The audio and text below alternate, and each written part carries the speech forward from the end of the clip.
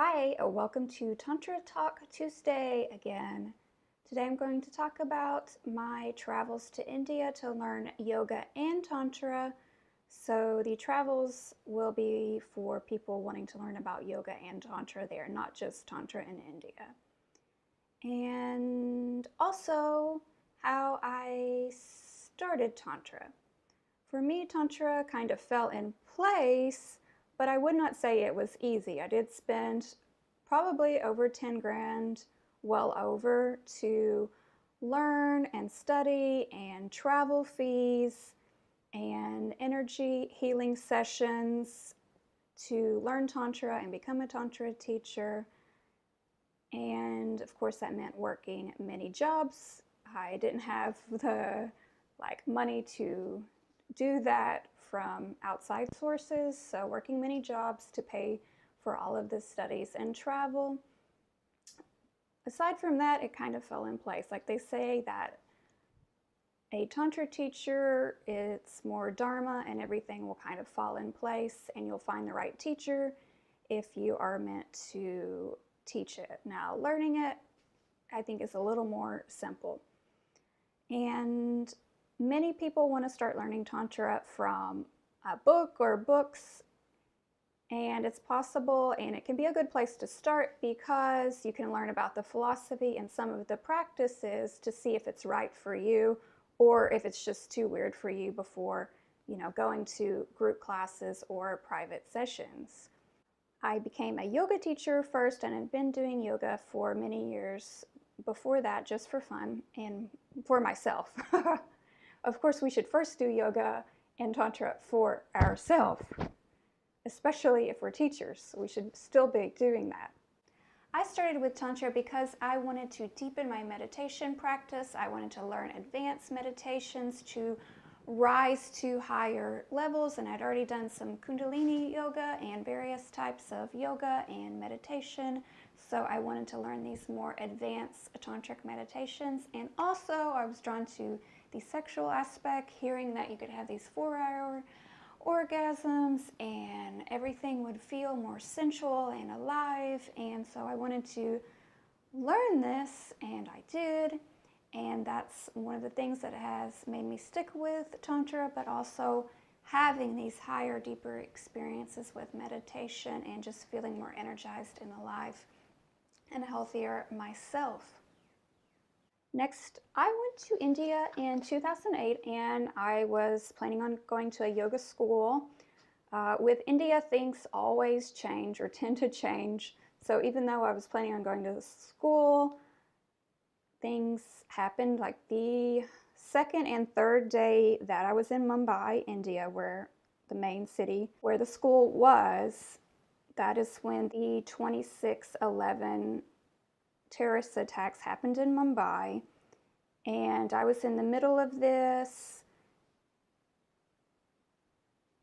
There were bullets flying by me. There was a building on fire, bloody sidewalks. I've never told anyone the full story about it until now. I was just like, I was pretty safe, but really I wasn't that safe. So that was my second and third day. I'd just flown in before, and I was in Mumbai, and this all happened. So it was a huge test of whether I wanted to stay in India and keep studying, and I didn't have any question. I'd already flown there, and I'm like, this has already happened. It can't get much worse. And so I continued, but I decided the city was definitely too crazy to go to this school, too noisy, and it took me even a week to get out because everything was shut down in this city for about a week because there were hostages and there had been bombings in the train station. So I ended up actually having to fly out to go to another part of India after about a week when it was opened. Then the rest of the time in India, I just did trains and taxis and that sort of thing. I always downplay that experience because I don't want to stop people from going to India to learn, because you can do it a little more safely. You can do it more safely by hiring a private driver to drive you straight from the airport to wherever the yoga school is, even if that's a couple of hours away, the yoga schools will have a driver you can hire directly through them. And I've had many people think I'm a little paranoid, but I'm the only one that hasn't actually been like grabbed by a guy on a train in India that I've spoken to. All the women I've met have had their butts grabbed or worse, and I never had that. I do believe, like for me, it's about putting the energy out that I'm peaceful, yet don't mess with me. And also being extremely cautious. So I did the very frugal thing, like backpacking, taking like the cheapest trains and waiting days longer to get trains places. I did warn one friend about traveling India, and she just thought I was a little paranoid that, oh, she'd travel a lot of other places in the country, outside of the country, and had not really had an issue. So she's like, I just have a positive attitude, everything will be cool. And she actually disappeared in India after getting in a taxi. So she was traveling there alone and without family or any friends, and got in a taxi and disappeared.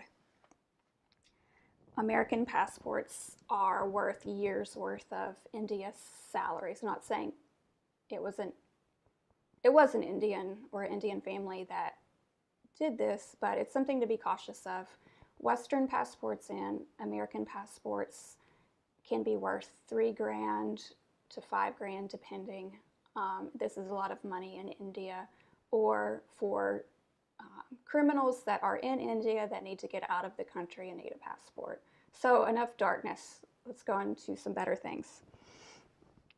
My suggestion is, if you go to India, to spend a little more money getting around and avoid tourist spots, not like temples, but coffee shops and tourist restaurants. Like those and trains are the spots that get the most bad things happen. Most of these things kind of happen in the bigger cities, but when it's a spot that people know there's a ton of Western tourists at, that's when it gets dangerous because they are drawn there. So I try to avoid places like that. I don't 100% avoid, but I am very cautious of my surroundings if I go to them. So just something to keep in mind. And there are places you can go. Like I never had any problem when I went to Rishikesh, far up by the Himalayas in the foothills of the mountains there, and it's the yoga capital of the world, the birthplace of yoga, and it's very peaceful and a little more quiet than the rest of India. And I never had any issues. I don't think people will have any issues there aside from maybe a foreigner, like a European or something, that pickpockets another traveler. But the Indians there are very spiritual people. And yoga teachers there to be careful of. So there's really great schools there to study yoga under, and even there's a little Tantra. However, there's some that aren't great. One example I have is that I went into a yoga school there, one guy teaching at it, and I went in and there was 12 women, and they had started a few days before, and I asked if I can join, and he said, oh yeah, no problem, you come back tomorrow and you can start and you can join us. And as soon as he said that, this nice looking guy walked in. He's like, oh, can I join? And he says, no. The teacher said, no, you can't join, we already started. And it wasn't like he was saying it because he wanted like maybe an all women space to like have that feminine protective space. It was like, oh no, I got all these like hot yogis in this room. I'm not going to let a guy come in here. You're late. You need to leave. So he's like, you need to leave. So then I left, and I did not go back the next day. I didn't go join this because it just seemed like, you know, he was a little perverted. And there's another time that I went to try another yoga school. They're one of the main schools on the Ganges River, and the teacher was like really forceful on like wanting to see my stomach doing some exercise, and it's this exercise he doesn't need to see my stomach, and you shouldn't even be doing it at a nighttime yoga. It's a anali that you should do first thing in the morning on an empty stomach, not after dinner time. So he was really persistent on it, and finally I just left the class, and I think I've had other teachers agree, like that was really weird. And then I found a good school to study at, one of the yoga nikotans that are there. There's a couple, and that's where I studied. So you have to do your research on any schools or just any classes that you go to there, and maybe even try a few of them out like I did before signing up and staying at any of them. And just because you know a yoga teacher that has went to one of them doesn't mean that it's a great school. Like there's different levels of knowledge, and some of these are just kicking out yoga teacher trainings every 30 days. Yes, you can become a yoga teacher in 30 days, and there are great programs like that, and I've done those or less. But some just can't teach everything, especially for someone that's going to be teaching yoga in the US or Western countries, how to teach for Western people from an Indian way of teaching. But I definitely love teacher trainings in India, and all of my favorite yoga teachers have studied in India.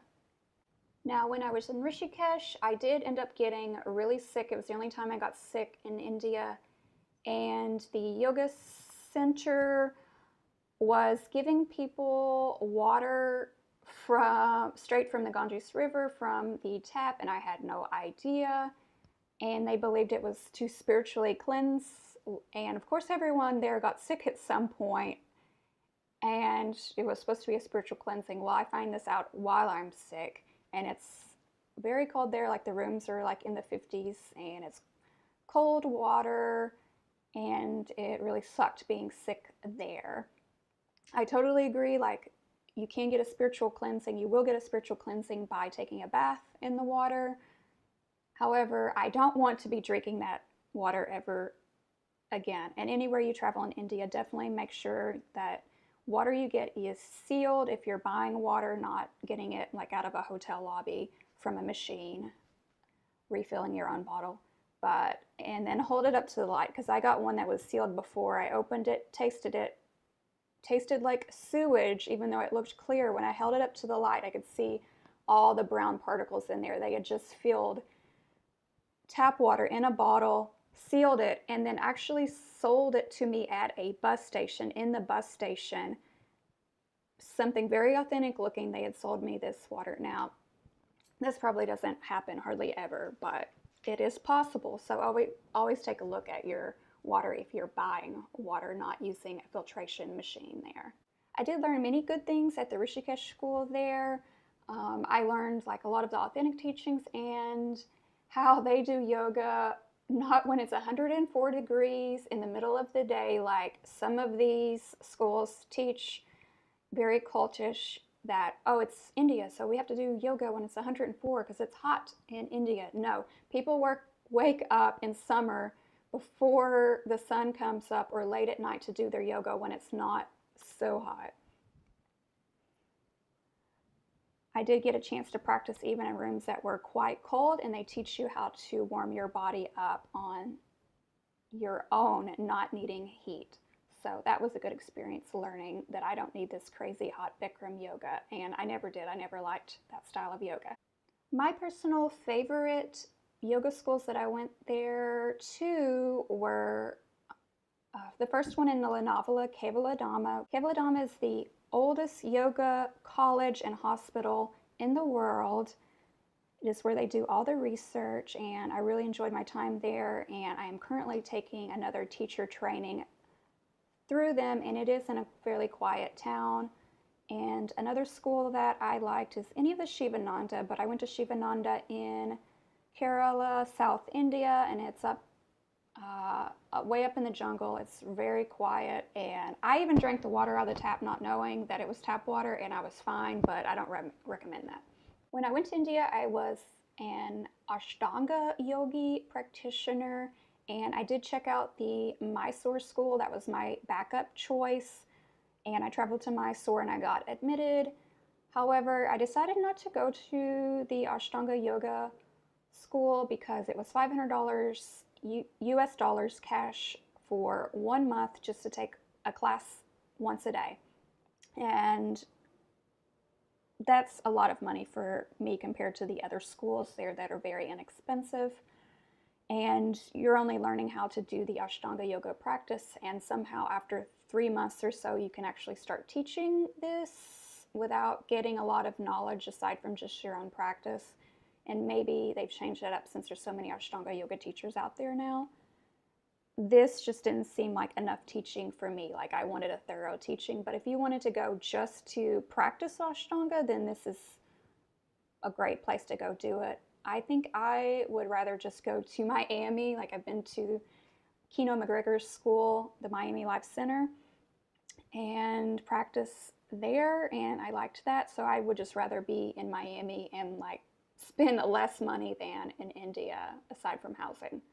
Before I left India, I did take a 1 week-long laughter yoga teacher training, and I love laughter yoga.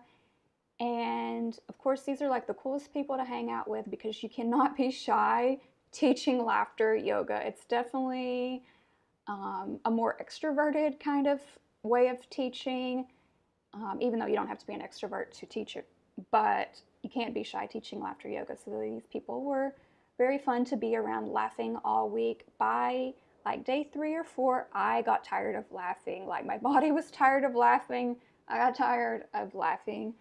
So it was a deeply healing experience. I would much rather go through a healing experience with laughing instead of crying anytime.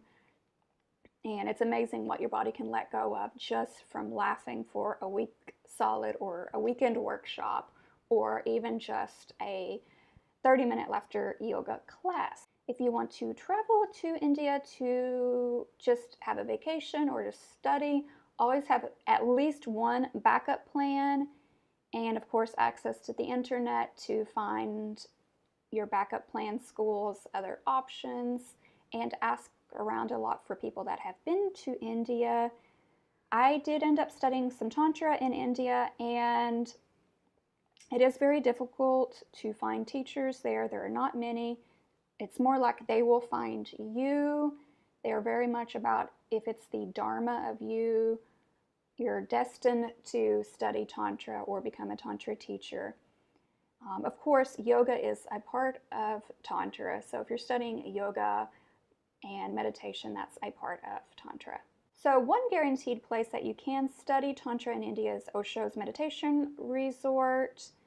And they will allow almost anyone in, I believe, aside from, they do make everyone take an HIV test before entering. So excluding HIV, anyone can go and take meditation and learn some Tantra there. And don't be scared off by hearing that it's like for a bunch of orgies and stuff. A person could totally get away from any of that if it's even going on inside the location. So people take what Osho taught and they take parts of it and they make it perverse, and then they spread rumors, or you hear about what his followers did.